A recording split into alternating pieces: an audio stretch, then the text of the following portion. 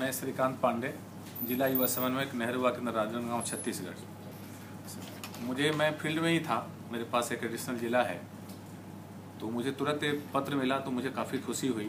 खुशी का कारण ये था कि अभी 2014 में जो यूथ पॉलिसी बनी उसमें एक एज ग्रुप 14 से 29 आया, तो नेहरू युवा केंद्र में भी काफ़ी परिवर्तन आया। जो पहले हम लोग महिला मंडल बनाते थे, अब युवती मंडल बनाने लगे हैं।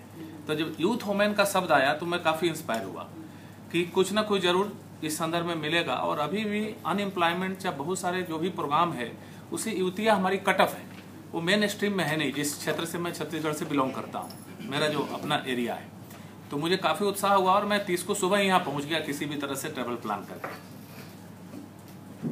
और आया। और मुझे लगा कि कुछ ना कुछ हम सीखेंगे, जो विशेष रूप से एंटरप्रेन्योर जो हैं, और कुछ हम लोग जिस जिले में काम करते हैं वहाँ पर एसएचजी काफ़ी हमारा साउंड है जो राजनांदगांव में। तो मुझे लगा कि कुछ सीखेंगे और उसके बाद में हम विशेष रूप से स्किल पर एंटरप्रेन्योर कैसे बना पाएंगे, और कुछ जो मॉडल हम अपने ब्लॉक वाइज जो हमारे 9 ब्लॉक हैं उसमें कुछ हम लड़कियों को सिलेक्ट करेंगे जो हम अभी युवती मंडल के ट्रेनिंग में जो बहुत सारे प्रोग्राम में देखे हैं उस टैलेंट को, तो शायद हम उनको एक बनाएंगे तो मॉडल बनेंगे और उसे एक बहुत कनेक्ट होगा और एक अच्छा मोमेंट शुरू होगा एम्प्लॉयमेंट का। ये हमारे मन में आईसीटी, लेकिन आईसीटी क्या है ये मैं कुछ नहीं समझ पा रहा था।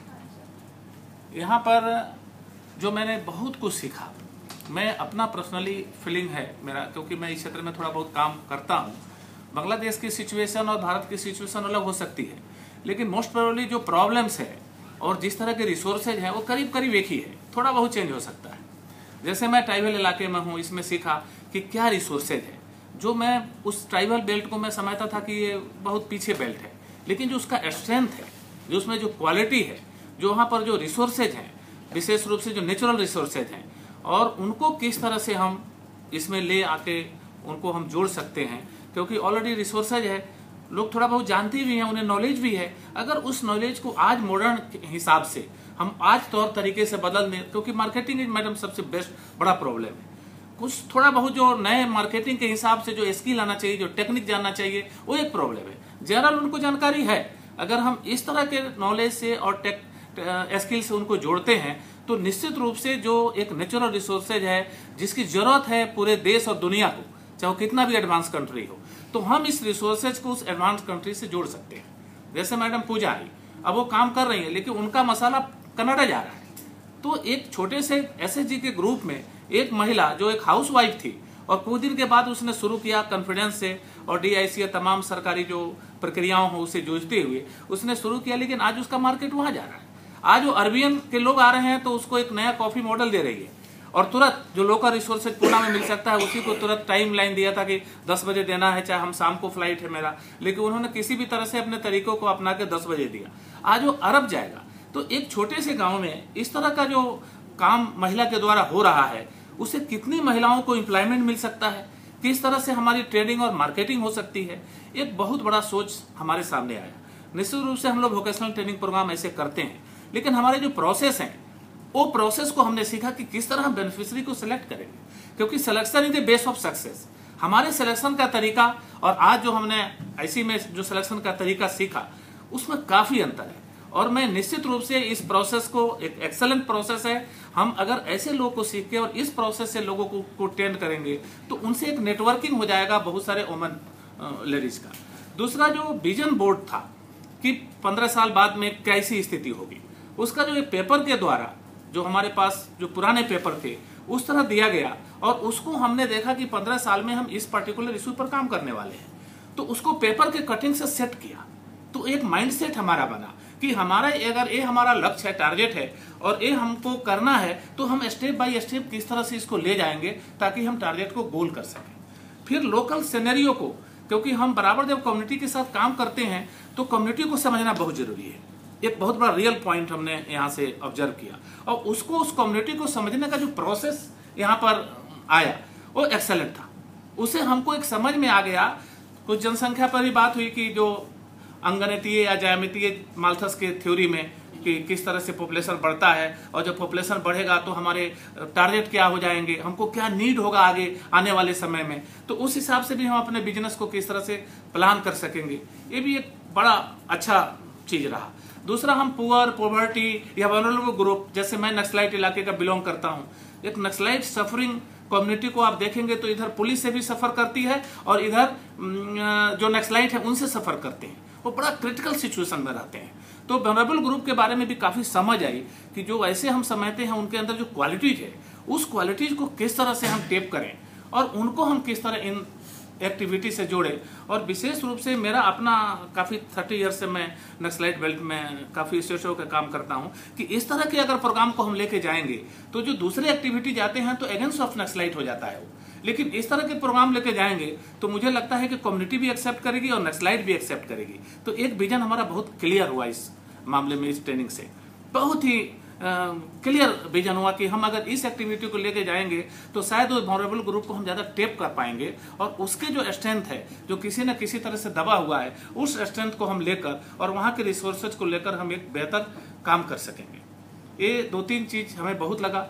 दूसरा, कुछ जो बांग्लादेश के जो बच्चे थे, हमारे यहाँ भी टूरिज्म का वही हिस्सा है, वो एक बच्चा किस तरह से टूरिज्म को अडॉप्ट करता है और किस तरह अपने फैमिली को जोड़ता है, किस तरह वो यूथ को जोड़ता है।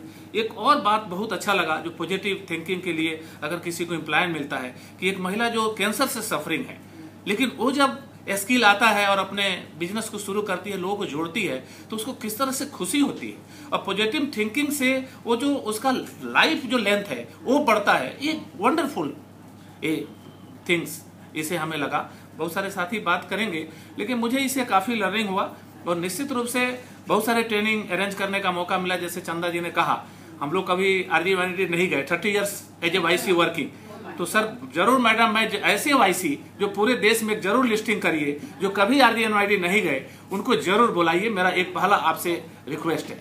दूसरा, mister Musharraf is a real worker, he my not feel he is a trainer.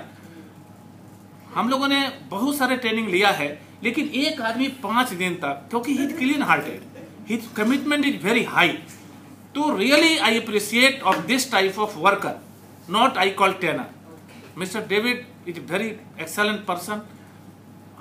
आप जानती हैं कि किस तरह के सर्कमस्टांसेस इस ट्रेनिंग को वन गोइंग करने का, लेकिन इन्होंने कभी भी वरी नहीं हुआ और बहुत टेक्टफुल होके आज जितने लोग हम लोग दिख रहे हैं, इन्होंने काफी एफर्ट किया कि कुछ लोग आए। और मैं ऐसा मानता हूं कि अगर मुझे ट्रेनिंग में किसी कारण से मिस होता तो मुझे बहुत फील होता जब ये सारे जो सिस्टम।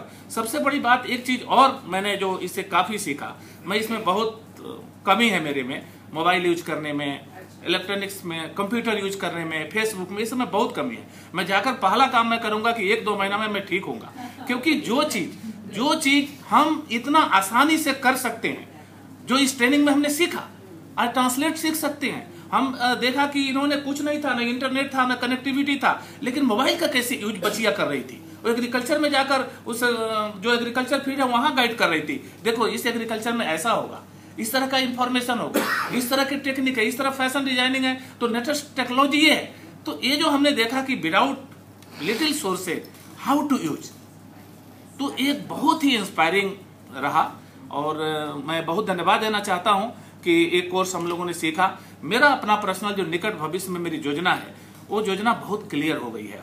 जैसे मेरे में योजना है कि मैं ऑर्गेनिक, वहाँ जो हमारा ट्राइबल बेल्ट है, काफी नेचुरल रिसोर्सेज हैं, उसको हम किस तरह से टेपिंग करें जाकर कि वहाँ क्या नेचुरल रिसोर्सेज है, उसका किस कंटेंट में, किस डिजीज में काफी उपयोग हो सकता है। ऑर्गेनिक फार्मिंग भी हमारा है। दूसरा, हमारा जो मेडिसिन प्लांट है वहाँ काफी नेचुरल वे में वहाँ होते हैं, तो किस तरह हम प्रोसेसिंग करें।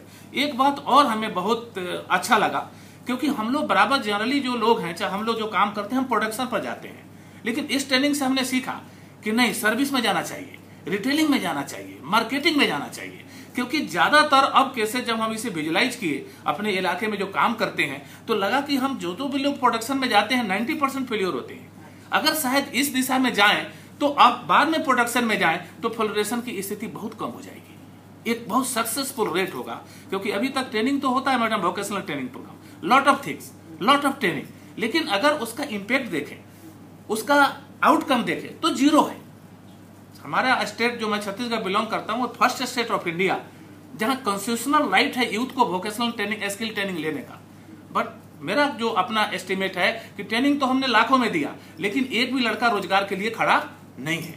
शायद इस प्रोसेस को, इस टेक्निक को और जिन्होंने एक नौकरी छोड़कर दो नौकरी में मुशर्रफ उस सोनगढ़ में, जब मैं इस इलाके को जानता हूँ पर्सनली बांग्लादेश में, किस तरह से गया होगा, किस तरह से काम किया होगा और किस तरह से मॉडल खड़ा हुआ होगा। निश्चित रूप से जो CB मॉडल है ये सिंबॉलिक जरूर है, लेकिन इलेक्ट्रॉनिक हो, चाहे इंटरप्रेन्योरशिप हो, चाहे एम्प्लॉयमेंट हो, चाहे C एक वुमेन का जो सिंबल है, और दूसरा हार्ड वर्किंग जो एक B करती है कि किस तरह से अपने सर्वाइवल के लिए कहां कहां से सोर्सेज लाती है। निश्चित रूप से एक थीमेटिक जो एरिया है और इसका आउटरीच बहुत ही अच्छा है। तो मैं बहुत धन्यवाद देना चाहता हूं और मैं जाकर इन 2-4 सेक्टरों में जो हमारे जो फॉरेस्ट प्रोडक्ट हैं, एग्रीकल्चर प्रोडक्ट हैं, हार्टिकल्चर में है, जो हमारे नेचुरल रिसोर्सेज हैं, उस तरह को किस तरह और वहां पर जिन्होंने मेथड दिया कि किस तरह हम सिलेक्शन करेंगे लर्निंग के लिए, लिसनिंग के लिए, माइंड बहुत सारी चीज रख कर इन्होंने दिया कि देखिए और फिर लिखिए, फिर एक परिचय भी कराया तो एक दूसरे का परिचय हम लोगों ने दिया। तो बहुत सारे नेचुरल मेथड को इन्होंने कॉपी किया, वीडियो दिखाया, उस पर हमारा सेंसेशन हुआ।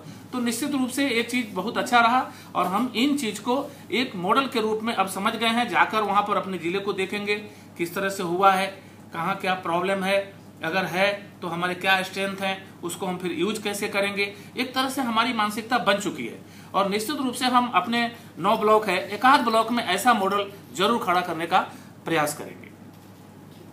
इसी